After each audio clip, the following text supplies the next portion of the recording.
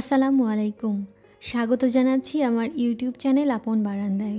আজকে আমি শেয়ার করছি স্নেক প্ল্যান্ট কেন ঘরে রাখবেন। বেশ জনপ্রিয় এই ইনডোর প্ল্যান্টটি কেন ঘরে রাখবেন তার আগে বলে রাখি, এর যত্ন ও পরিচর্যা অন্য কোনো দিন শেয়ার করব। স্নেক প্ল্যান্ট সম্পর্কে তার আগে কিছু কথা বলে রাখি। এটি একটি ইনডোর প্ল্যান্ট। এর পরিচর্যা খুবই সহজ, অল্প পানি দিলেই চলে এবং ঘর সাজানোর জন্য বেশ আকর্ষণীয়। গাছটি 6 থেকে 8 ইঞ্চি লম্বা হতে পারে। পাতা কিছুটা তলোয়ারের মতো, পাতায় বিভিন্ন রং হয়ে থাকে। এরা উজ্জ্বল আলো এবং প্রায় অন্ধকার জায়গাও পছন্দ করে। অতিরিক্ত রোদ এরা পছন্দ করে না, তবে একেবারে সূর্যের আলো ছাড়া বাঁচতেও পারে না। এদেরকে ঘরে রাখলে মনে হবে প্রকৃতির খুব কাছাকাছি আছি। সবচেয়ে মজার বিষয় হলো, এদের তীক্ষ্ণ শেষ বিন্দুর কারণে শাশুড়ির জিহ্বাও বলা হয়। স্নেক প্ল্যান্ট বিভিন্ন প্রকারের হয়ে থাকে। এবার চলুন জেনে নেই ঘরে রাখলে কি কি উপকার পাবেন। এই গাছের উপকারিতা জানলে আপনি সত্যিই অবাক হবেন। প্রথমত, স্নেক প্ল্যান্ট বাতাসকে ফিল্টার করতে সাহায্য করে। রাতারাতি কার্বন ডাই অক্সাইডকে অক্সিজেনে রূপান্তরিত করার ক্ষমতাও রাখে। তাই বেডরুম, ড্রয়িং রুম কিংবা অফিসের টেবিলেও রাখতে পারেন এই গাছটি। এতে স্বাস্থ্যকর বায়ু প্রবাহ নিয়ন্ত্রণে সাহায্য করতে পারে। এই গাছগুলো ক্ষতিকারক টক্সিন ফিল্টার করার জন্য স্বীকৃত এবং অল্প পরিমাণে ক্যান্সার সৃষ্টিকারী রাসায়নিকগুলি শোষণ করতে পারে। এই গাছকে মানসিক স্বাস্থ্যের বুস্টারও বলা হয়। এই গাছগুলো বাড়ির পরিবেশে ইতিবাচক প্রভাব ফেলে।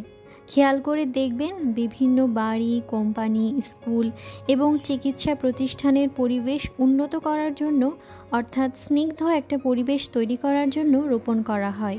স্নেক প্ল্যান্ট অক্সিজেন মুক্ত করে বাতাসে আর্দ্রতা প্রদান করে। ধুলো এবং খুশকির মতো অ্যালার্জেনের প্রভাব কমাতেও সাহায্য করে। অনেকে বলেন এই গাছ হালকা ব্যথা উপশম করে, তবে এর বৈজ্ঞানিক ব্যাখ্যা আমি কোথাও পাইনি। যাই হোক, উষ্ণ পরিবেশে এরা বেড়ে ওঠে, শীতকালে বৃদ্ধি কিছুটা কমে যায়। এই গাছের মাটি আমি কিছুদিন পরপরই খুঁচিয়ে দেই। ভিডিওতে আগেই দেখেছেন। আমার এই ড্রয়িং রুমের পুরো ঘর জুড়ে পূর্ব দিকের রোদ লাগে, তাই আমাকে আলাদাভাবে আর এই গাছটাকে রোদ দেওয়া লাগে না। মাটি আমি শুকোলে সামান্য পরিমাণ পানি দিই। এই গাছের পাতা খুব তাড়াতাড়ি ধুলা শোষণ করে, তাই মাঝে মাঝে পাতায় পানি স্প্রে করতে পারেন বা কিছু একটা দিয়ে পাতাগুলোকে মুছে দিতে পারেন। সবচেয়ে মজার বিষয় হলো, এরা পাতা থেকেই বংশ বিস্তার করে থাকে। আবার একটা গাছের পাশ থেকে নতুন নতুন আরও অনেক চারা তৈরি হয়। এই গাছটা খুব ধীর গতিতে বাড়ে আর তেমন একটা সার দেওয়ারও প্রয়োজন হয় না, তবে যে কোনো তরল সার দেওয়া যেতে পারে, অবশ্যই সেটা জৈব সার। আমি জানি না এখন পর্যন্ত আপনারা আমার এই ভিডিওটা দেখেছেন কি না। যদি দেখে থাকেন তাহলে অবশ্যই লাইক, কমেন্ট এবং শেয়ার করতে পারেন। আর চাইলে আমার চ্যানেলটি অবশ্যই সাবস্ক্রাইবও করতে পারেন।